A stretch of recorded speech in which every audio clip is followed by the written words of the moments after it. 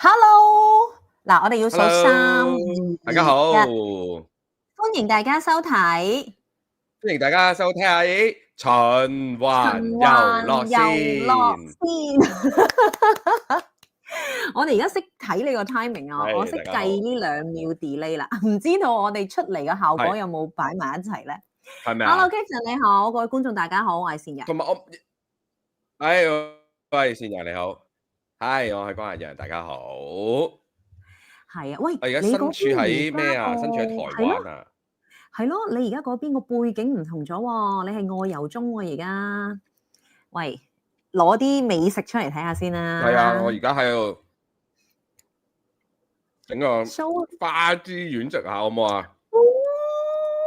我最愛嘅花枝丸啊！有冇幫我食多串啊？唔該。呢個係我最中意食嘅阿亮啊，喺寧雅夜市，高雄嘅寧雅夜市係啦。咁我好熟嘅，食到已經，所以今日就買定咗啲嘢上嚟翻嚟食。呢個咩嚟㗎？地瓜條。唔係，呢個係甜不辣。哦，甜不辣，同一檔嘅炸甜不辣蛋咯。OK。跟住咧實有嘢飲嘅。其實係炸嗰啲嘢啦。跟住然後有呢個我最中意飲嘅，佢叫四季豆啊呢間嘢。咁佢係飲果汁嘅，係啦，飲果汁嘅。哦。4G 豆啊，四季豆。咁佢咧就係賣好多鮮果汁嘅。咁我平時就好中意飲佢個蘋果奇異果嘅，但係因為今期冇奇異果，跟住佢另外有一樣好特別嘅嘢咧，係香港冇得飲嘅，叫做石蓮花，係啦。咁啊石蓮花蜂蜜石蓮花咧都好好飲嘅，但係又冇佢話而家唔係季節，咁所以我今日就係飲呢個叫做水蜜桃芭樂汁。哇，正喎！哎呀，我覺得咧真係好掛住呢啲小食啊！希望我好快有機會去啦。咁點啊？蘇花你個行程開心啊？而家香港隨時飛過去咁樣。咪啊，隨時飛過嚟都得。我而家行程非常之好啊，因為我喺台灣前後6日，咁我就尋日到高雄。咁就翻香港啦，就23號喺台北翻香港。喂，你嗰邊咧個 WiFi 好似有少少窒窒地啊？你睇我窒唔窒啊？係咪啊？有少少 lag 啊！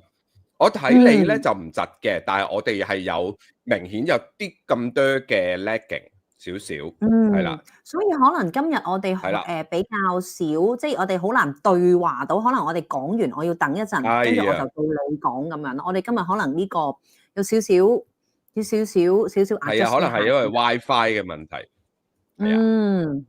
喂，咁樣咧，嗱，我知道啦，你就去緊旅行啦，咁啊，梗係唔阻你咁多時間啦。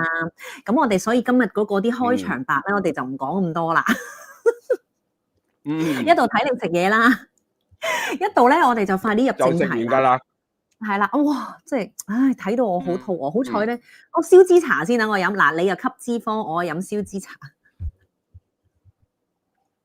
係喎，你咁瘦，我啊放縱自己唔理嘅。講呢啲，我哋要努力 keep，冇辦法啦。即係你啲女士140路就真係難 keep 噶啦嘛，唔努力咧係唔得噶，係啊。所以 anyways，喂，我想講咧，今個禮拜咧，其實成個無論娛樂圈啦，或者係呢一個社會啦，東南亞嘅娛圈啦，其實都發生好多事情嘅咁啦。咁點解今日咧，我會想同 Clifton 傾呢個題咧？咁一樣啦，我都想咧，我哋嘅觀眾習慣。其實我同 Clifton 嘅呢個節目咧，我哋通常可能會，最近有啲乜嘢嘅熱話，會引發到我哋可能攞一啲 topic 出嚟討論，我哋而唔係討論嗰個事件嘅本身。呢個我都希望係可能係我哋呢一個節目會有少少唔同，因為可能你有好多事情發生啦，呢一 pair 咁，呢一 pair 咁，呢一 pair 咁。咁已經其實可能你有50個台已經係講緊呢一樣嘢㗎啦，咁所以我又覺得我哋可以，同埋呢個都係我哋自己中意嘅風格啦，想係譬如 write on 一啲事情，令到我哋會有啲咩諗法係想同大家分享或者想攞出嚟傾咧？咁所以嗱，其實今個禮拜點解我哋會攞咗恐怖情人或者現代愛情觀出嚟講咧？我可以講下我呢一邊嘅睇法先啦，跟住 Clifton 又可以講下你呢邊睇法啦。因為其實你首先會留意到，即係台灣 YouTube 界好大件事啦。Andy，即係 Andy 老師，Andy 老師係，即係啦，佢重量級 Crown 呢一個台啦，就同佢嘅 ex 啦，即係呢個嘉玲啦。咁其實就係佢哋兩個一齊做咗呢個台，跟住之後咧就即係分咗手之後，咁就發生好多事情啦。咁啊，跟住即係詳細就唔特別講啦。總之就係佢就被踢出咗呢個200幾萬 subscriber 嘅台，但係佢用2日時間，即係成個台灣嘅網民就全力幫佢追翻呢200萬翻嚟。即係而家佢個人嗰個台 Andy 老師已經係200幾萬。subscriber 嘅一個台嚟㗎啦，咁所以呢件事係好勁嘅。咁當然唔關呢一個情人事啦，即係佢成就翻佢個台唔關情人事，但係我會想講就係即係情侶一分咗手，或者係中間佢哋經歷咗啲乜嘢咧？咁我覺得呢個係一個愛情故事啦。跟住另一個就係韓國呢邊金秀賢事件，大家亦都最近即係沸沸揚揚都聽好多啦，大家有唔同嘅見解啦。咁當然我哋亦都唔係話要去評論嗰件事情，因為我會覺得好多嘢咧，我哋係唔知嘅。首先好多人首先有片嘅，即係眼見都未為真，但係有片咧，我覺得咧個可信性係高。例如係啱尋日我會見到有一條片係而家把聲咧，啲人就有大部分話係佢嚟㗎。你見唔見有條片咧係去即係同佢喺屋企，可能係摸住佢個背脊，應該係傾緊偈睇緊電視咁樣嘅。咁跟住咧，有啲就係一齊嘅合照啦，或者喺屋企洗碗疑似係咪佢咧？因為就係見到個背脊嘅啫。咁我覺得咧，我哋會呢啲就留翻俾其他台去評論啦。但係真真實實佢哋係真係一齊過呢一個情侶事件咧，我又覺得係可以講嘅。咁呢一個係年紀嘅差距啦，或者係權力唔對等呢個差距啦。咁當中會唔會有引發到我哋其實身邊見過一啲類似咁嘅事件，聽過？咁其實可以講下啦。咁我諗呢兩件係最大件咯。Clifton 你點睇咧？即係你會即係我哋一齊傾呢一個題目嘅時候。其實我自己成日都覺得咧，即係我睇好多而家嗰啲即係八卦新聞啊，或者大家好多意見嘅，對於一啲關係上面即係曝咗光，然後有好多 comment 咧。其實我成日都係一個即係同一個睇法嘅，就係人哋嘅事咧，就真係人哋先知究竟中間發生咗啲咩事啦。咁我覺得。我覺得喺呢個我哋頭先 off air 有討論過一個問題，就係即係年齡嘅呢一個問題嘅，即係因為當初一開始嘅時候，可能佢哋嘅年齡差距係比較大啲嘅，因為即係如果你而家譬如觀乎呢個社會啦，可能好多嘅男女拍拖，可能個男士同個女士都會其實爭10年啊，或者成咁，大家都唔會覺得係啲咩問題嘅。咁但係當你回想到話女仔當時得15歲，而個男仔係即係接近30歲嘅，咁呢一個年齡差距咧，大家就覺得數字上雖然其實都係同一件事嚟嘅，但係嗰個感覺就唔好啦。好似我自己就我都係有呢個，我都係認同呢樣嘢嘅，因為我覺得當個女方咁細個嘅時候，可能佢成日心智自己都未係太成熟啊，或者有好多嘢未即係真係認知究竟係啱啊或者錯，咁所以我就覺得即係始終如果咁細個嘅小朋友，唔好話男仔女仔啦，始終可能係同啲同齡嘅拍拖咧，我就覺得會好啲咯。係，咁我都好認同係。人哋即係每一個 couple， 其實每一個無論係家庭啦，每一個 couple 啦，其實冇人會 exactly 知道當中發生咩事。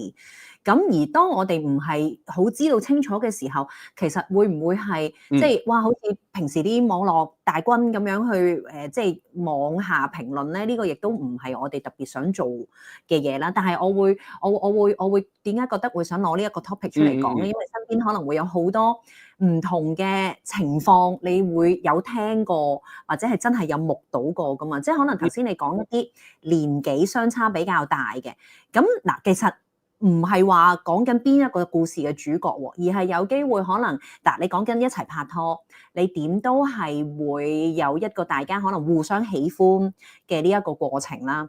咁但係咧，我的而且確咧係識得有一啲嘅男士啦，可以講我識得嗰啲之前咧，可以講翻咧金秀賢事件呢個先嘅，因為咧其實你會睇到咧網絡上邊咧係有流傳過佢自己做訪問或者喺度一個節目嘅時候，佢會講過，佢會中意一啲即係問佢主持問佢你會想幾時結婚啊？佢好似講我本身諗住30幾歲咧，而家可能冇可能㗎，可能41歲啦咁。咁41歲結婚，你個對象會係點㗎？類似咁嘅問題，佢就話。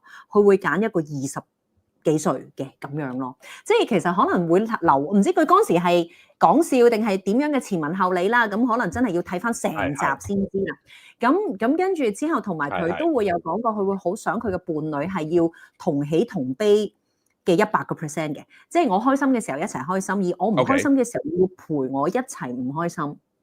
咁樣咯，咁唔知係咪因為韓文譯翻中文而有啲唔同嘅理解啦？咁但係如果我的而且確係真係識得身邊有一啲嘅，無論係唔係一定係男同女嘅，即係佢會覺得，喂，我翻工咁唔開心，點解你仲喺度打機啊？你應該聽我呻完之後，你都要好落寞咁樣，你要陪我一齊係咁低沉個心情。咁樣噶嘛，即係唔知點解有啲伴侶佢個心態會係咁樣嘅，咁但係當然可能我自己會覺得即係你唔開心，咁當然我會做你嘅聆聽者啦。如果我係你嘅伴侶嘅話，咁但係你一齊咁樣去沉落去嗰個谷嗰度係冇對件事冇幫助噶嘛。我會安撫你，我會聆聽你，我會睇下你有咩需要。咁可能你要空間，我俾空間你；你要陪伴，俾陪伴你。但係你唔好要強制埋我。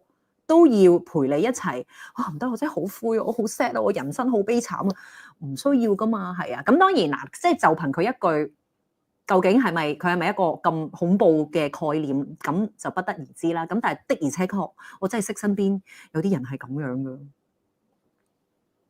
嗱，其實你咁樣講嘅時候咧，我覺得有一啲嘅男士啦，嗱，應該唔好咁講，男士女士都有可能會嘅，嗰個操控感啊，我覺得係有好多人咧都會有呢樣嘢。嗱，譬如我身邊咧，我唔知咁樣算唔算係應該都唔算操控感嘅。嗱，即係我個 example 係咩咧？我有一啲朋友咧，佢係佢中意一啲好細粒嘅人嘅，因為佢覺得喺呢個關係裏邊，佢有嗰個保護嗰個能力。咁而同時間咧，可能當中咧都係包含咗少少咧，就係一啲我可以鉗制住你嘅感覺。咁所以咧，佢揀伴侶嘅時候咧，佢好多時都會揀啲比較細粒啲嘅。咁我覺得呢啲其實喺心理上咧，其實都真係反映咗，即唔單止係你外表上嘅一啲喜好啦，其實可能喺你個內心咧，都正反映咗你心裏邊嘅一啲心態，我覺得。所以咧，我覺得咧，如果係要斷定何謂恐怖情人咧，我諗個控制欲超級強，即係 control freak 嗰啲咧，基本上都係排頭幾位㗎啦。即係如果我哋要可能要當我哋今日會數5大恐怖情人嘅特徵，咁肯定係有控制欲過分地強啦，或者過分旺盛啦，因為佢係唔會理即係隔離嗰個伴侶嘅感受。總之你要同我一樣，即係無論我好開心。如果我好開心嗰時，即係我可能升職又好，我中咗六合彩又好，我好開心。但係如果嗰日你咁啱，無論你 M 到又好，你同人嗌交又好，你翻嚟唔開心唔得，你一定要同我一齊係開心咁樣咯。可能即係嗱，呢啲就係情感上㗎啦。咁但係可能有一啲係實際行為上嘅控制狂都有㗎嘛。即係我指定你一定要跟我做同一樣嘅嘢。係咪都有一啲咁樣嘅人啦？你遇過或者你朋友嘅朋友啦，或者係朋友嘅故事啦？係嗱，我咧遇最多咧就係通常啲男仔咧就唔中意啲伴侶即係譬如太性感啊，或者太嗱兩種嘅，有啲咧有啲唔中意佢太性感。即係着衫可能就算平時出街咧都唔可以低胸啊，唔可以短褲啊，等等。咁但係調翻轉咧，我又聽過有一啲咧係個男仔咧好中意個女仔著短裙嘅，因為佢好中意佢條腿好靚咁樣，咁佢就好中意 show off 個女朋友條腿嘅，咁所以咧就要逼佢咧就可以或者唔可以着某一啲衫嘅。咁呢啲我係成日都聽到嘅。咁佢哋咁我又想知道，如果你眼見嘅呢啲情侶啦，咁係咪另一方佢係真係愛佢愛到佢願意啊？定係其實因為而家拍緊拖，所以我會聽你講，但係其實我內心係唔覺得願意嘅。你覺得佢哋係點呢？其實我認識嘅女仔咧，好多都佢冇特別好中意露一啲嘢出嚟啦，但係有啲又係本身係好中意露嘅。咁有啲就我大部分認識嘅都係本身冇呢啲喜好嘅，但係就會為咗配合男仔中意咁就去做咯。哦，我呢邊咧識得或者聽過嗰啲咧，又有啲唔同喎。唔知係咪因為我哋差唔多，即係差唔多諗法或者差唔多磁場都係識埋嗰一類型嘅女仔啦。我呢邊咧通常都可能係即係可能初初識咗拍拖都 sweet 嘅初期，跟住開始慢慢你知㗎啦，一啲嗰啲控制欲咧，可能係覺得真係開始。係一個都幾舒適嘅狀態，佢就開始浮現翻佢個真我出嚟啦，即係好似會動高腳剪指甲啊，即係嗰啲咁。係。你唔會一拍拖頭一日你就喺佢面前剪指甲啊，或者撩鼻屎噶嘛。係。咁所以咧，我嗰邊嗰啲咧就可能拍咗一陣都甜蜜咗少少時間啦，跟住開始慢慢浮現即係其實初 suggest 你不如咁啊，你不如咁啊咁，跟住咧。我通常咧，我識嗰啲 girlfriend 咧，佢哋就會好 alert 啦，因為可能大家都係即係唔係話女強人，但係會覺得點解啊？即係我中意係咁樣，大家互相好 respect 好舒服嘅關係，唔應該係咁嘅喎。通常咧，好快都分手。即係我嗰邊嗰啲會係咁樣嘅，即係我點解啊？即係點解你連基本嘅尊重你都冇咧？咁就佢會覺得我唔需要再浪費時間去同你 explore 任何嘅感情關係啦。咁既然你點解我有我自己中意着嘅衫？譬如可能我有個 friend 咧，好中意咧，即係佢好中意煮飯啊，好中意持家有道，都好好嘅。但係咧，佢翻工咧係會着得咧好 man 嘅，即係西裝褸好型。跟住長西裝褲勁高真係，跟住咧佢曾經識過一個男朋友咧，就覺得點解你可唔可以着裙嘅西裝，你都可以好有霸氣？點解你一定要着到咁 tough 咧？佢唔中意佢咁 tough 啊！跟住我喺我嘅職場有我自己中意嘅穿搭，點解你要干涉我翻工着啲乜嘢衫咧？咁嗰個其實好快就已經拜拜咗啦。即係當強遇上咧，就唔知係咪呢一個關係咯。但係我亦都當然係識得有啲 couple 係大家工作崗位都好強，但係如果你互相 respect 嘅話咧，其實佢哋係好舒服嘅。咁所以我覺得係真係我認同佢啊，唔好嘥時間咯。所以控制欲強呢啲。就我喺我身邊就好短嘅嗰個關係。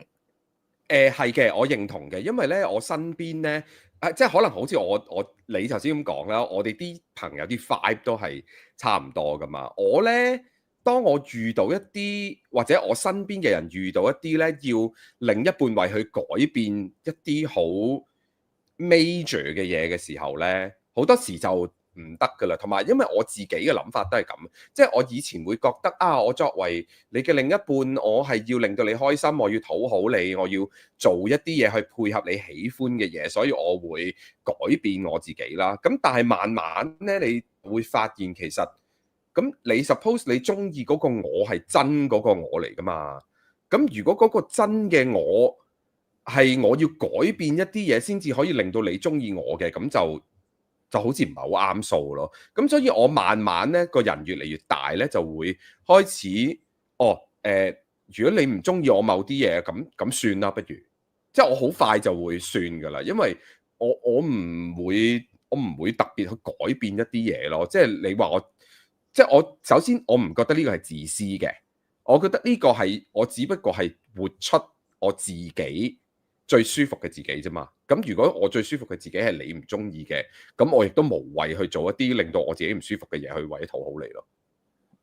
喂，原來咧，我哋有啲 comment，我哋都唔記得咗同佢哋 say 係 hello。啊，我想話講 Shirley 幾勁啊 sorry ，Shirley 啊，好多見到你個 Jenny 啊，見到呢個屏風就知你喺香港。係啊，我前幾日翻咗嚟啊，因為但係呢幾日都做嘢好忙咧，又唔得閒開 live，係又唔得閒 update 啲 post 咁樣。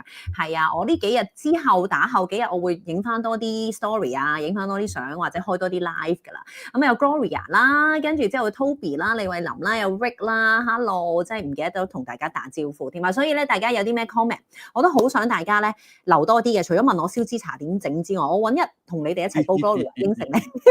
係啦，但係你哋有冇share 埋俾我自己，share 埋俾我。喂，梗係好啦，我煲完攞俾你都仲得啦，你翻香喂，好港嗰時。好，係啊，咁所以係啦，歡迎大家咧留言啦，即係如果你有啲乜嘢，無論係自己啦，即係你或者身邊嘅朋友有呢啲我哋今日講緊呢啲恐怖情人嘅經歷咧，都可以同我哋分享嘅。咁我哋可以抽啲 comment 出嚟讀下啦。跟住緊接翻頭先 Kevin 所講咧，我覺得咧頭先係即係嗰啲好控制欲強嗰啲人咧，我諗都諗到我會定義為第二個恐怖情人嘅特徵咧。其實佢哋係個自我中心超強，即係又會唔會因為佢係好自我中心，唔中意聽人講，我淨係咪，佢先至會有咁樣，定係大家互相騰楞呱呱論騰啦？即係總有呢啲人噶嘛？你覺得拍拖係咪啊？即係無論自己遇過又好，身邊朋友遇過又好，永遠都係我覺得，我想，都幾討厭其實。嗱，你講起呢個咧，我就有一個好正嘅故事分享，朋友嘅故事啊，朋友嘅故事，OK。咁收到你，話說收到你。咧，話說我有個朋友，咁咧佢當時就即係熱戀緊啦，咁佢就當時應該係有一個假期，咁就要翻去外國英國，係好似英國咁樣探親咁樣啦。咁佢當時嘅另一半咧就好想一齊去，咁但係礙於佢嘅另一半咧就即係有份工咁樣啦，咁就話要翻公司請假咁樣，咁點知 end up 咧請唔到喎，咁朋友就繼續決定都係要去英國，即係見探屋企人啦咁。咁另一半咧就話哦咁啊，咁我諗下辦法點樣啦咁，跟住轉個頭另一半咧就話哦得啦，我去得啦咁。咁原來咧佢辭一份工，係啦，佢辭一份工。咁好啦，咁啊都算啦，咁啊去完個旅行翻嚟啦，一路都揾唔到工，係維持咗9個月差唔多，揾唔到工做，係啦。跟住咧，我呢個朋友咧就要養埋佢另一半，不特止，仲要俾人blame 啊 ，blame 係咩？中文係咩？責怪，係責備。佢責怪佢，佢就話點解要養佢咧？因為係你令到我冇咗份工，因為我要陪你去旅行，你令到我冇咗份工，所以就大條道理就要佢養佢啦，同埋幫佢還卡數，好變態呢單嘢。好誇張喎！喂，你大人大姐，有手有腳，係啊，年青力壯。嗱呢啲咪就係你口中所講嘅自我中心咯，因為佢嘅世界只有自己嘛。即係喂大佬，你想同佢去旅行，但係你請唔到假，然後你自己辭咗份工，然後你賴人喎，咁係咪好變態先？咪同埋好唔負責任咯！你成年人嚟㗎嘛，係啊，係啊，係啊。唔係你點解但係就要將自己嘅呢一個責任無啦啦就要掉晒俾另一半去處理你自己咧？係咪？你話哎呀唔好意思，即係我即係撲親跌斷腳打石膏或者點樣咁，即係情有可原啦，係咪啊？係啦係啦係啦，因為去旅行你唔會咁樣㗎嘛，仲要你自己呢啲辭咗份工咁啊，大佬，早早着啦，真係。好變態呢單嘢真係。唉，好多啊！其實即係呢啲好咪嘅人咧，我覺得咧而家咧係似係越嚟越多嘅，咁就可能我哋唔知係因為已經係有年代嘅感覺啦，即係我同你都四字頭啦，跟住我會聽翻一啲嘅即係後生少少佢哋嘅愛情故事咧，哇！即係會咁樣嘅而家佢哋，即係譬如佢哋點講咧？會上都係着重自己，譬如約咗食飯咁樣啦，跟住咧會。即係遲到呢啲咧，我諗嗱，遲到你覺得好小事啫，咩年代拍拖都遲到啦。但無論男同女都會㗎。咁遲到點解咧？咁瞓晏咗咯，或者係佢連 excuse 都唔會㗎啦。即係我唔知醒，我打機遲咗，或者我去邊度玩遲咗，或者係啲即係佢會咁樣㗎。好少呢個唔係喎，遲咗佢會等我喎。即係可能冇咗呢一樣嘢，嗰個自我中心好似或者係比較真係淨係諗自己咯。又可唔可以話佢自私咧？即係又唔係牽涉錢銀嘅，但係純粹係呢一個自我嘅感覺好強啊！咁就係喺段關係裡面會係咁樣咯。咁但係你話其實一 pair 人男同女都係咁，咁可能係佢哋會 OK 嘅。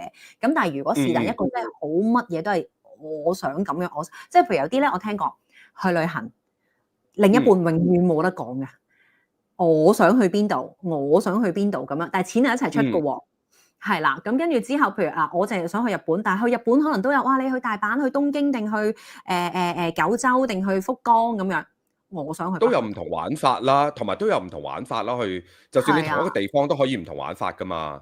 冇㗎，我想去滑雪，咁但係可能另一半我啲運動細胞好渣㗎喎，唔得，你要陪我滑雪，我租埋晒嘢俾你，租埋晒 gear，搞好晒，幫佢 book 埋堂，跟住結果我 friend 嘅達到攤腰啦。好慘，好慘啊！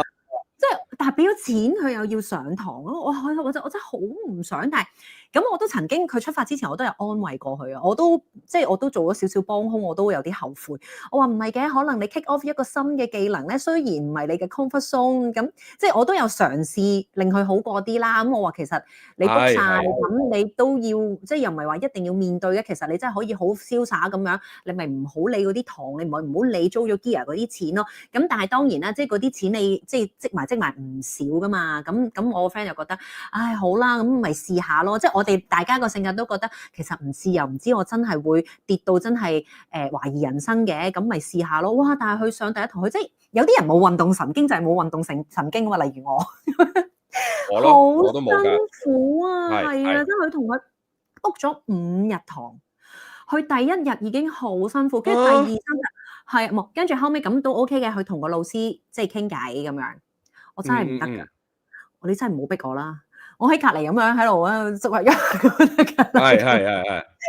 咁咯。咁跟住結果好，其實嗰個都好快散咗㗎啦。佢去完旅行翻嚟都好快散咗，因為真係即係都同即係升翻我哋之前講過旅伴嗰樣嘢咧。你去完一次旅行，再加埋有呢啲恐怖情人嘅特徵。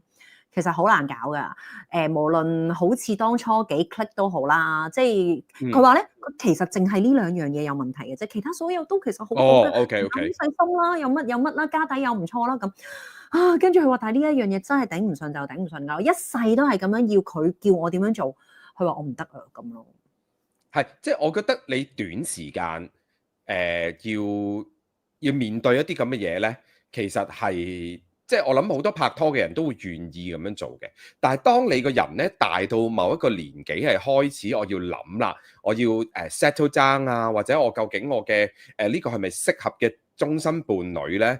其實當你一諗呢啲嘢嘅時候咧，我第一樣諗就係，喂，我而家就得你，我係咪可以成世都就你咧？咁如果我個答案係唔可以嘅話咧，咁就得㗎啦，咁就可以完㗎啦嗰件事，即係唔好浪費大家啲時間，我覺得呢個先至係最重要，因為即係講真啦，仲細咩？即係冇乜時間嘥㗎啦嘛，所以我而家個諗法都係，我覺得最緊要大家兩個人咧係舒服做自己，而大家都可以做到自己想做到嘅嘢，而唔影響一段關係嘅感情咧。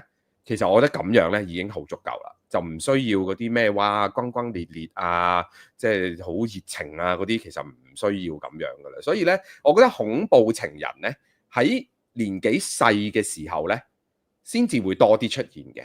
到你大個啲咧，你就開始冇好少嗰啲嘢嘅，相對。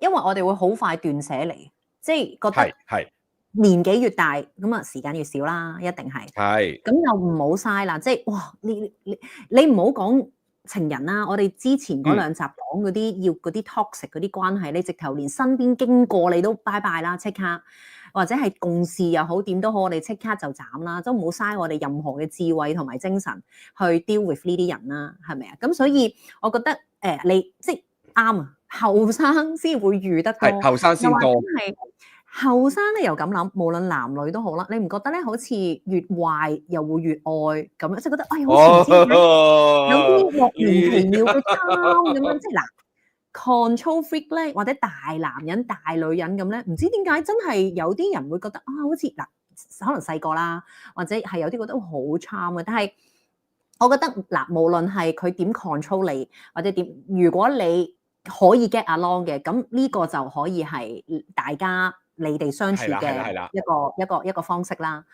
另外咧，講下，我又諗起咧，如果你話講恐怖情人咧，其實咧生活上有啲細節咧，如果佢成日都係咁咧，其實好都可以係一個恐怖情人。雖然唔係一啲好大嘅傷害，就係咧無論做乜嘢，見到乜嘢，其實佢個腦或者佢個 comment 只會係 negative 嘅。我真係遇過呢啲人。Yes，係。無論你帶佢一間幾好嘅餐廳食飯，話俾佢聽呢間餐廳幾咁靚啊，幾有背後嘅意義歷史，呢件事係點點，佢總會揾到一啲嘢挑剔㗎。哇！我覺得你其實個人可唔可以感恩少少？你個人可唔可以樂觀少少？可唔可以正面少少咧？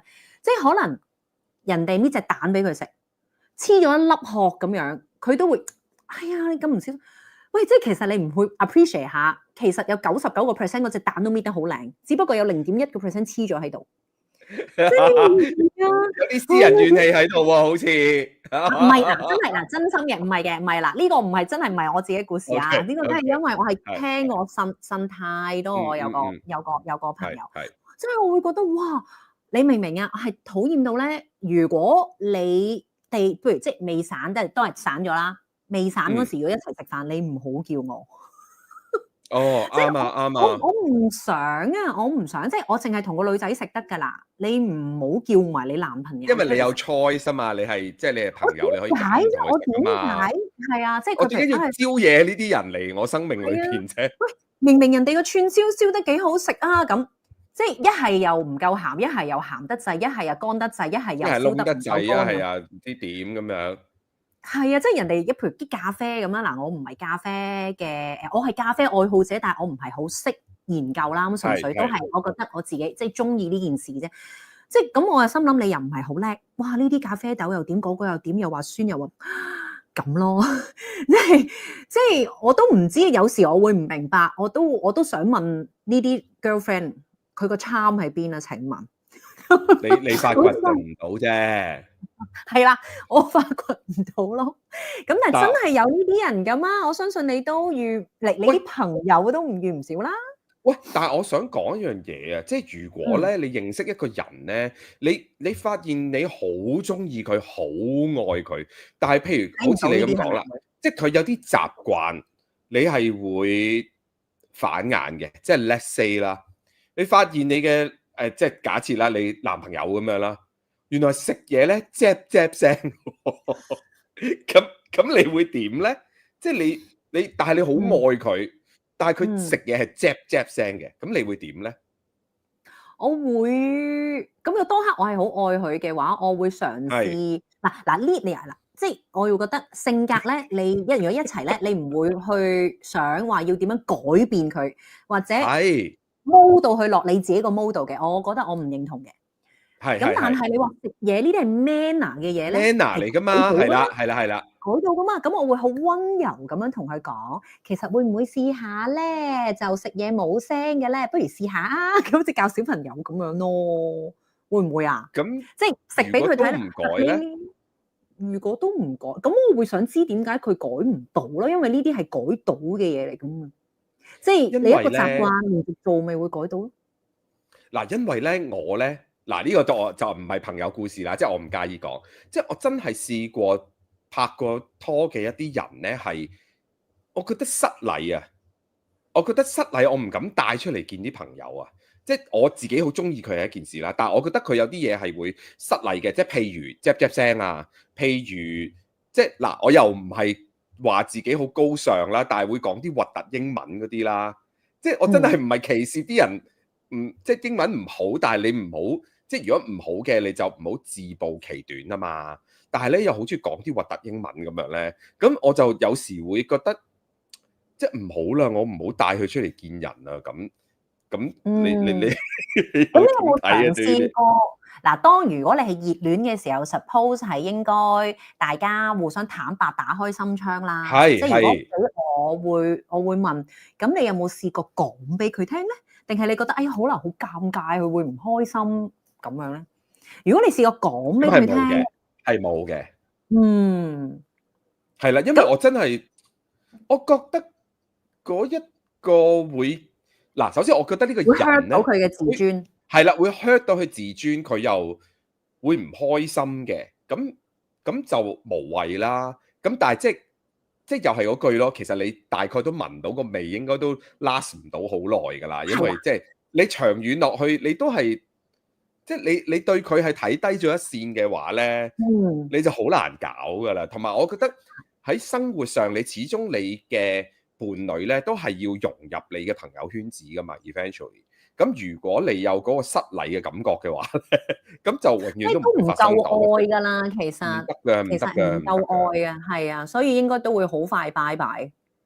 喂，但係我想講咧，恐怖情人呢家嘢咧，我發現好多時候咧 involve 嘅咧，通常都係兩樣嘢。第一咧就係金錢，可能係有啲金錢嘅瓜葛啦。第二咧，就係暴力，係咪啊？咁呢個一定係但係咧，我發現暴力咧 ，eventually 咧，我發現唔係淨係男人打女人嘅，真係有啲係女人打男人嘅。同埋咧，我覺得咧有一種咧，嗰啲暴力咧，唔係言語上，亦都唔係肢體上。係情感上啲精神勒索嗰啲暴力，情勒好誇張嘅。如果你話呢個，其實仲即係你唔可以話邊個勁過邊個，即一樣啊！即係唔可以話佢冇出手就等於佢冇，唔係嘅。有啲咧係即係如果你講起情緒勒索呢一個恐怖情人咧，你唔覺得有啲總會係即係其實咧你環環相扣啊！你發現我哋頭先講嗰幾個 point，即係佢係好自我啦，佢好控制欲強啦，跟住之後佢又淨係成日乜嘢都係自己咪啦，佢就唔使理我噶啦，乜嘢嗰啲啦，你咪出去咯，嗰啲咧係好多。即係其實如果你會搞到另一半，其實點解嗰個惡性循環係我唔敢話俾你聽，我約咗邊個，而其實只不過可能嗱，當我咁先算啦，我約咗 Clifton 啫嘛，係咪先？冇嘢，我哋兩個即係朋友食飯，但係只不過我哋係唔同性別。咁跟住咧，就可能就會令到我哋自己兩個嘅另一半就會覺得，喂，佢哋兩個做咩出去食飯啊？即係如果佢係一個恐怖情人嘅特質嘅話，咁咪出去咯，乜嘢嗰啲咯，咁樣。咁但係其實佢唔去諗下，咦，佢哋兩個 friend 嚟啫嘛，點解你要俾呢句説話我聽咧？其實呢啲咧日積月累咧，可能係好小事，亦都唔係一啲乜嘢嘅暴力事件，但係其實咧亦都唔應該加諸落去伴侶嘅身上。係咪啊？即係伴侶出去食飯，即係譬如你會令到你最理想嘅畫面就係好開心見誠。喂，今晚咧，即係譬如當我同另一半講，喂，今晚咧我約咗 Clifton 食飯啊，佢係啊，食咩？跟住我哋去邊度啊？咁樣，我聽過有啲朋友佢話咁，譬如當我同我同 Clifton 食飯啦，去邊度食啊？邊間餐廳？搞錯啊！嗰間餐廳你唔係同我去嘅咩？乜？點解你同佢去啊？你應該等我生日佢添，唔係啊 ，anniversary 嗰時同我去乜，即係類似呢啲咁樣。OK，佢乜都即係又係翻去乜都有 negative 㗎。佢唔會話，喂，哇嗰間餐廳正嘢嚟㗎，喂你食完睇下好唔好食，好食我哋下次一齊去食。即係點解唔係呢個細？即係點解唔會諗到呢個方向咧？嗱，當佢係呢個特質嘅時候，佢唔會諗到呢個方向㗎。跟住之後可能係我試過，即係嗱，真係唔係我自己啊，向天發誓。佢係每唔知10分鐘定15分鐘就一個電話，即係可能冇咁密嘅，即係可能每半個鐘。有啊，我有呢啲朋友㗎，有㗎。或者咧 N 咁多個 message，咁樣咧，即係可能你冚低個電話，真係真心傾偈傾半個鐘咁啦，一攞起57個 WhatsApp 咁樣。50等 where？跟住咩傾緊咩？點解唔聽電話？係啊，點解唔睇電話？食完即係咁樣嗰啲。幾時翻啊？跟住咧，即係如果俾我喺現場咧，哇！我會同佢講，不如其實你真係諗諗分手啦。係咯，係咯，即係根本就唔可能再同呢一句，即係呢啲其實我覺得都係勒索嚟㗎。係啊，係呢啲都係勒索嚟嘅。呢啲又覺得嚇我冇鬧你，我又冇打你，我唔冇構成任何嘅傷害。但係其實呢啲日積月累嘅傷害咧，但係我想講咧，有一啲當局者係好迷到咧，唔好啦，翻去氹翻佢啦。佢唔覺得有問題，佢話翻去氹翻佢，佢仲係覺得自己要翻去氹翻佢。咁其實慢慢咧，你咁樣俾佢即係情緒勒索咗，佢自己都唔知嘅。咁可能有機會個傷口會好深。喂，講開又講咧，即係我覺得情緒勒索咧，再高一個層次咧，就係以死相逼啊！哇，我咧即係又係啦，後生嗰陣時聽得多啲，唔係我真係我有冇試過咧？我應該冇試過嘅。你話朋友啦，你話朋友啦。唔係，我真係呢個真係冇嘅。但係我真係有朋友試過係以死相逼啦。咁跟住最終係真係搞出人命嘅，好似係有試過嘅，係啦。咁我覺得呢啲咧，即係當然人唔喺度就即係唔好評論究竟嗰件事啦。咁但係即係我覺得，即係當你要用死嚟令到你個關係可以保留落嚟嘅時候咧，其實我覺得已經係冇空間，即係冇㗎啦呢個關係。但係有好多人咧，就偏偏咧係因為呢一啲即係呢一啲嘅嘢咧嚟屈服嘅。嗱，不過又咁講，我咧亦都曾經遇過一啲人咧，係可能佢自己做錯咗事啦。咁佢自己做錯咗事之後咧，佢就佢講極啊，佢嘅另一半都唔信佢，咁佢就唯有就係話我點樣先可以證明俾你睇，我係會改過咧？咁佢就以死相逼。咁反而呢啲咧，我係有聽過咧，係即係冇事嘅，最終係啦，即係因為有啲人就係話，哦，你唔要我死俾你睇咁樣。咁但係有啲人就係，唉，我做錯事啦，對唔住，我真係點樣先證明到我死俾你睇啊？咁樣咁即係都有嘅。咁但係即係我覺得無論點都好啦，用死嚟做籌碼咧，其實真係一件唔係好好嘅事嚟嘅。你講完呢個咧，我即刻諗到一個，都係生命嚟嘅，係點咧？就係譬如個一方啦，其實你咁樣講都一定係男啦，出軌，婚姻關係裡面出軌。咁跟住之後咁樣咧，就竟然譬如個太太知道咗之後，唔係話點樣解決，喺未解決嘅情況底下，咁啊箍住佢生個 BB。即係啦，咁其實嗱，你話之後好翻冇事修補翻，一家三口開心，當然係有咁嘅機會啦。但係你喺未搞清楚嗰個婚內出軌，究竟佢係真係覺得個婚姻有問題啊，定係真係一時貪玩啊？咁一時貪玩，佢會唔會有2時、3時、4、5、6、7時貪玩呢？咁係咪應該搞清楚呢個人嘅性格係唔係適合繼續做夫妻？當你仲係2個成年人，冇牽涉任何小生命嘅時候，你任何事情都容易解決啊嘛。係。但係我咧，即係活咗呢一個年紀咧，身邊聽咗咧，已經真係我諗啊，都唔止3、4、5、6個係咁樣，即係覺得哎呀，我要挽救翻個關係。咁佢可能個心係一心，真係諗住覺得啊，會唔會即係個 family 完整啲，有個小朋友，嗰個老公就唔會再出去玩啦。收心養性啦。係啊，咁咧其實真係 happy ending 嘅唔多，咁而係好多咧，我譬如 mutual friend 又有啦，即係真係識嘅朋友又有啦。生完可能個 BB 出咗世都唔夠1歲。就覺得唔得啦，我就唔頂得順呢個男仔。係啦，係。咁點解你唔20個月之前早啲諗定？你唔頂得順佢咧？咁即係因為小朋友係冇得揀噶嘛。我覺得就係呢啲係大人一定係要好成熟去諗，即係你要同佢鬧交，你要同佢抹面，點樣你兩個自己搞掂佢。但係你唔好諗住為咗佢會愛翻你，無論男女都好啦。跟住咁其實你如果係要生 BB，sorry 都真係一定只係女仔嘅啫。即係佢會回頭是岸，你就覺得我有你嘅 BB 啦。咁唔係噶 ，BB 係共同一齊去撫養、去愛、去培育佢噶嘛，唔係我幫你生一個 BB， 會唔會你愛我多啲呀？咁樣，跟住你就唔會再出去玩啊。其實唔會噶，有啲就我聽過有一個係佢諗住箍煲大肚緊，已經再出去玩啦。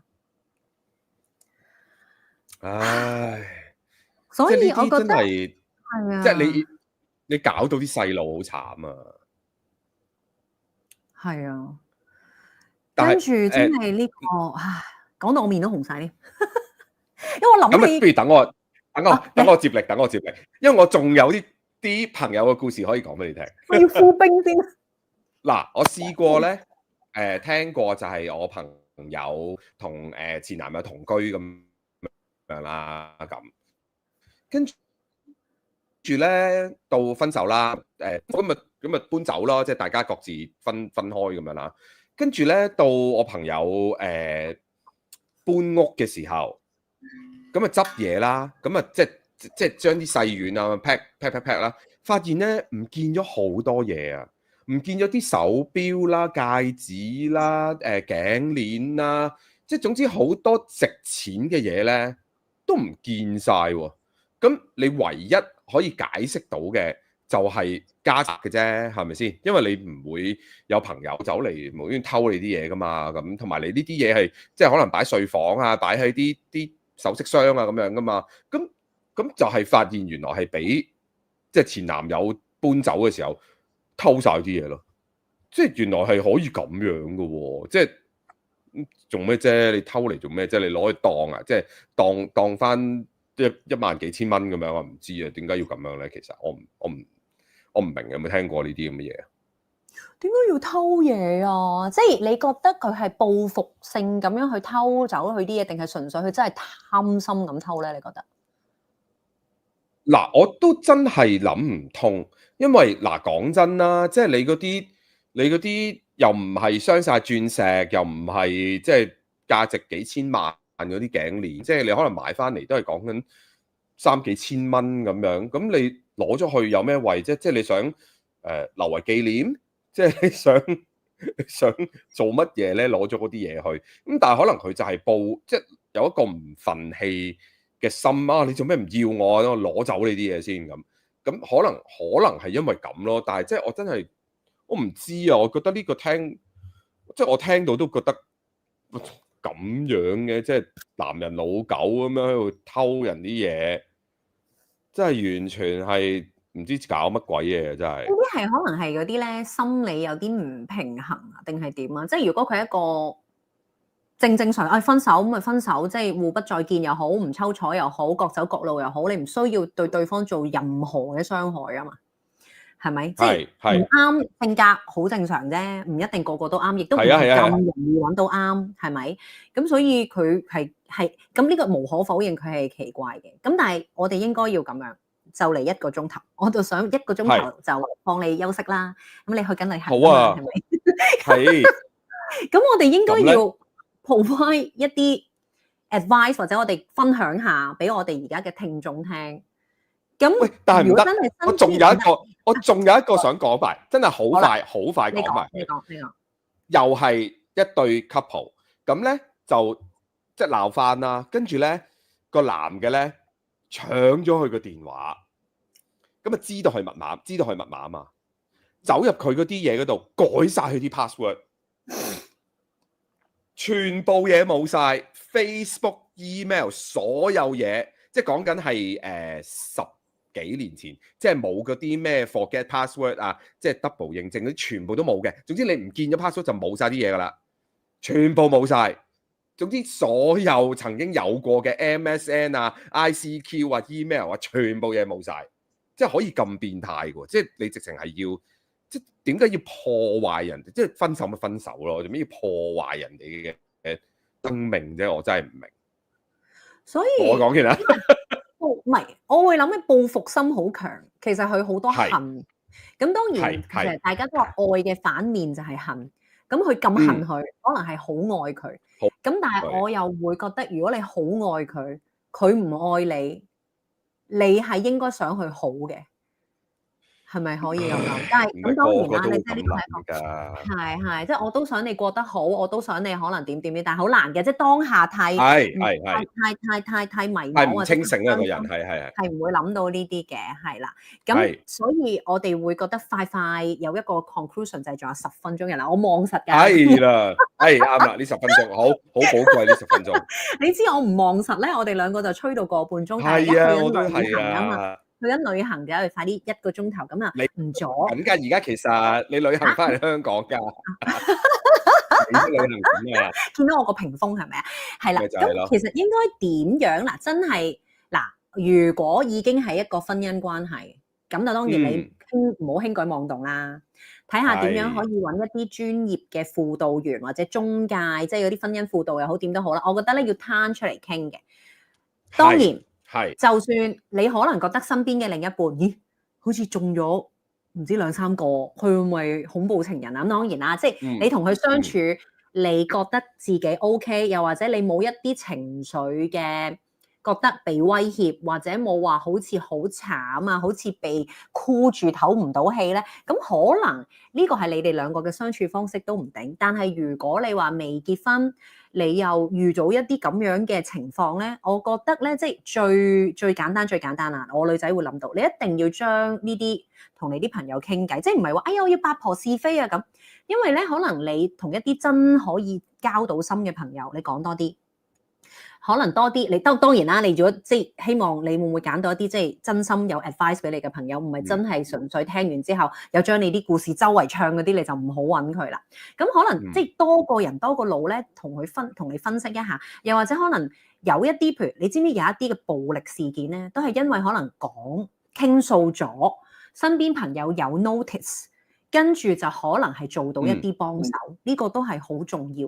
係啊，即係有時佢自己唔知嘅，即係可能哇 notice 到點解好似佢有啲奇怪嘅咁樣咯。咁所以我覺得同朋友傾訴都係一個信得過嘅朋友傾訴，都係一個又唔係即係又唔係嗰啲咩權宜之計，即係可能係起碼唔可以自己收埋咯。你有啲乜嘢抑鬱啊，有咩鬱悶啊，有咩覺得好似好唔舒服啊咁啦，唔好自己一個屈埋咯。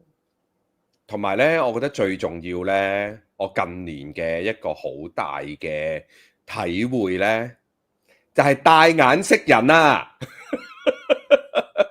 真係戴眼識人真係好緊要，你知唔知？即係我實在遇過太多次咧，因為我係嗰啲咩人都可以做朋友嗰啲人嚟嘅。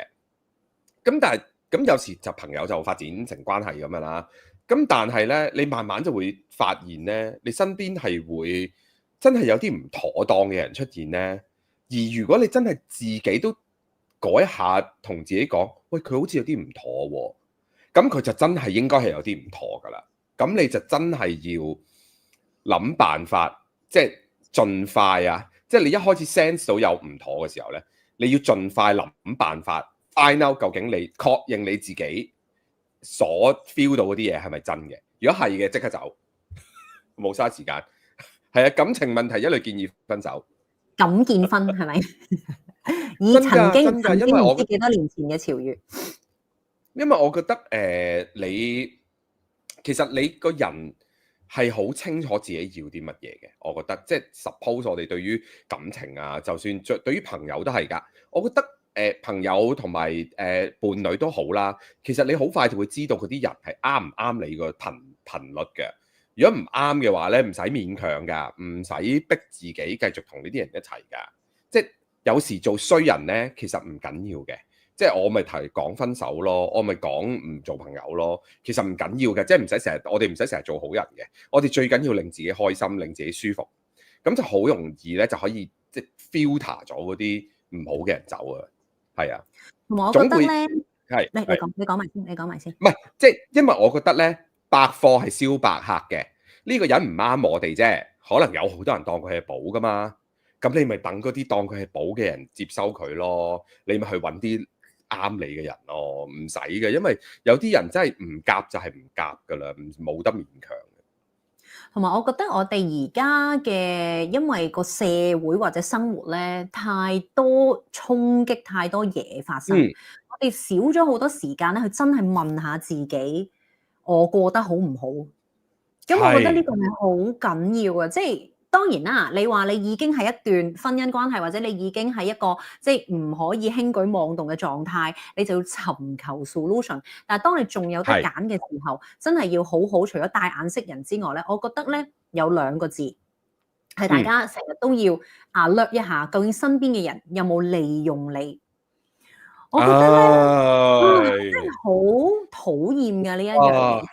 如果一段情侶關係係存在住互相你互相利用，你自己有大家自己嘅 benefit，OK， 我哋唔 comment。但係要計較，係啦，唔係要計較，但係就唔可以俾人利用。如果佢真係純利用你咧，你真係要知啊，你要醒啊。無論係情人又好，朋友又好，咁好啦。你話利用完你一次，你知道咗，你走到嘅你就走，朋友嘅都係斬得嘅就斬，即係點解啫？當然，如果你心甘情願去被佢利用嘅，咁呢個就另一個講法啦。你睇我呢啲，你睇我呢啲精甩邊啊！其實成日俾人利用噶，所以我而家就學識咗啦。我而家就學識咗啊，係啊，真係俾人利用，唔好幫佢揾藉口，唔好幫佢揾藉口。佢係利用你就係利用你噶啦。係啦，即係我覺得係佢利用你，其實就相互之間冇尊重，即係佢冇尊重你as一個朋友，或者as一個夥伴。或者 as 一個工作嘅拍檔，你就唔好再嘥時間，再去要，即係因為有時我諗我同你都係心軟人嚟嘅，即係勁易心軟。啊，明明上次去都係咁啦，跟住佢再揾你嘅時候，你又覺得，如果仲要係可能我啦，我唔知係你啦，我會覺得啊，如果件事其實可能幫到人，或者件事其實可能都唔係差，係咯，咪做咯。雖然佢上次有啲咁樣嘅 record 咁，跟住又衰一次啦。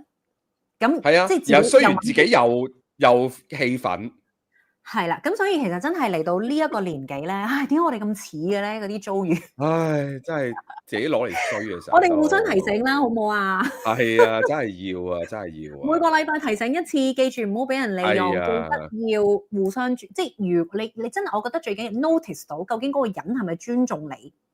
即係唔係話你要啲乜嘢？哇，乜嘢光環？唔係啊！我哋只不過係想要朋友工作之間嘅尊重啫。有啲人會覺得真係啊！我都唔知點解，我嗰個處境真係成日都係覺得哇！我又唔覺得自己好多嘢俾人攞，但係成日都係存在喺呢一個係啦咁樣，即係永遠都係咧，我彈晒啲嘢俾人。跟住咧，哇！佢就好多嘢啦咁。咁當然我係永遠一個唔會，喂，我彈咁多嘢俾你計翻條數先，你俾翻1、2、3、4、5、6俾我，我又冇嘅。但係咧，有時同啲 friend 一講起咧，係咯，點解咁嘅？咁咯，即係我覺得我唔係一個嘥時間去諗，喂，搞錯啊！我俾咗咁多嘢你，咁我得到啲咩？你諗得嚟你自己都做咗5、6、7、8、9啦。咁但係有時你會諗，叮一聲，唉。點解又係咁啊？我唔咁樣咪得咯。即係所以有時咧，我自己咧有一條有一個原則咧，雖然我覺得係有啲衰，但係我真係好堅守呢個原則，就係咧，譬如有人有時揾我做 MC 咧，咁我唔得閒啦，跟住佢會問我，咁有冇人介紹啊？咁我係即係我真係唔係衰，但係我話 sorry，我唔介紹嘅。因為我試過太多次咧，我介紹完之後咧，咁你知個下文係咩啦？就係俾人搶咗往後嘅嘢嚟做咯。咁我就覺得，咁我為咗保護自己，我唯有做一個有啲原則嘅人啊。否則嘅話，我就即係真係對自己太差啦。我覺得咁樣。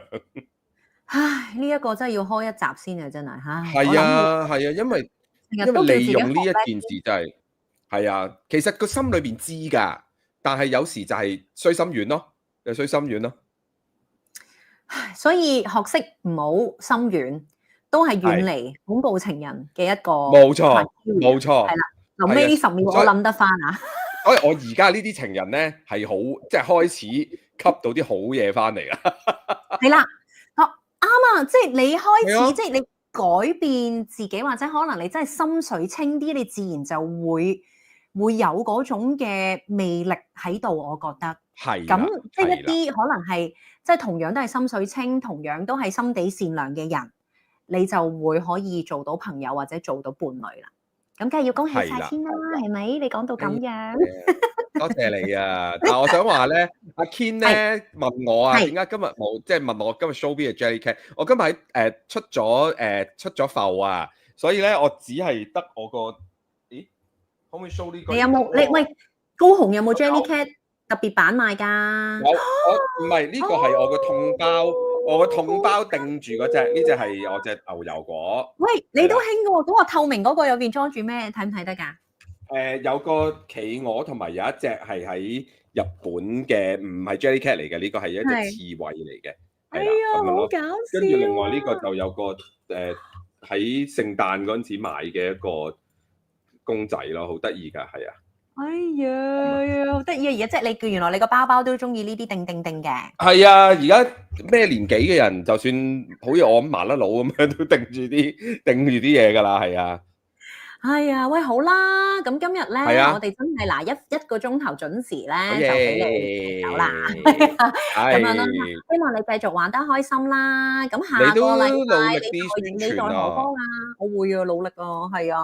下個禮拜我在何方啊？其實咧，下個禮拜我都要線下同你傾一傾啦，因為咧下個禮拜嘅今日咧就係我生日，所以 Happy birthday to you, Happy birthday to 係啦， you, 所以咧 Happy birthday to you。我就想睇下下個禮拜嘅今日咧係咪可以咁啊，梗係唔好啦，改下生日日子，就即係改改期下日子啦，咯，生日梗係係啊，改期啦，都唔使係啊，我哋睇下商點啊，量喺線下。係啊，我哋睇下幾係啊，時夾，我哋夾一夾啊，係啊，好啊，好啊，好啊。我哋盡量咁生日 stick to 係啦， 繼續都係一個禮拜見一次，但係睇下邊日啦，下個禮拜。好啊，你 feel free 話俾我聽啦，因為我下個禮拜嘅晚上，除咗一啲時間之外，我都 OK 嘅。我可以就到你嘅生日周嘅生日大晒㗎嘛。好啊，好啊，好啊，多謝你啊，多謝。係啊，咁你玩得開心啲啦，喺呢個高雄食多啲嘢，影多啲。好啊，食咗好多啦已經。哎呀，係喎，唔緊要。下次連埋一齊出啦，下次連好啊，埋好啊，好啊。今晚食咗咗餐好好食嘅嘢，因為係又好咧，抵食又好好食，係啊，係係啊，我 post 去我 Instagram 啊，你哋可以 follow 我 Instagram 可以。哦呀，係啦，我哋又要再呼籲一下啦，除咗多謝大家收睇之外咧，係啦，都要係啦，幫我哋 follow 啦，係啦like 啦 ，subscribe 我哋嘅 channel 啦，YouTube、IG、Facebook 啦，咁同埋咧係好想大家咧多啲留言嘅，即係我知有啲好 loyal 嘅呢一啲 fans 咧，佢哋成日都入，多謝你哋啊！我想你哋真係打多啲字俾我哋聽，但係我好慣常嘅，我哋一講嘢咧，佢哋就好專心，係啊，佢哋好專心啊，因為得閒無字打個 emoji 咁樣都得㗎啦，係啊。係啊，或者認同，或者搞錯咁，你都可以打俾我哋嘅，或者 yes 咁樣，係啊，係啦，因為佢哋都傾向比較乖乖地咁樣，即係坐喺度聽咁樣咯，係啦。好啦，咁就好啊，唔阻你啦，1個鐘頭03分鐘啦，係啦。好，大家都早啲休息啊，你都要咩啦？pre-birthday trip 係啦。玩得開心啲，多謝。係啦，咁啊，聽晚都有另一位嘉賓嘅，咁就希望大家就係咩？係。聽晚係邊個嘉賓啊？你聽晚先知啊！哇，聽晚先知哦，好啊，好啊，好啊，好啊，好啊！係啦，我睇我聽晚唔得閒開住嚟聽啦。好啊！你入嚟幫我撳下 like 咁樣啦，係啊。好啦，咁我會多啲開 live 煲嗰個燒脂茶俾大家睇㗎啦，即係應大家嘅要求。咁就下個禮拜再見啦，即係預祝你生日快樂，身體健康，多謝各位，即係勁肥最緊要。好啦，呢個好緊要。拜拜。再見，拜拜，拜拜。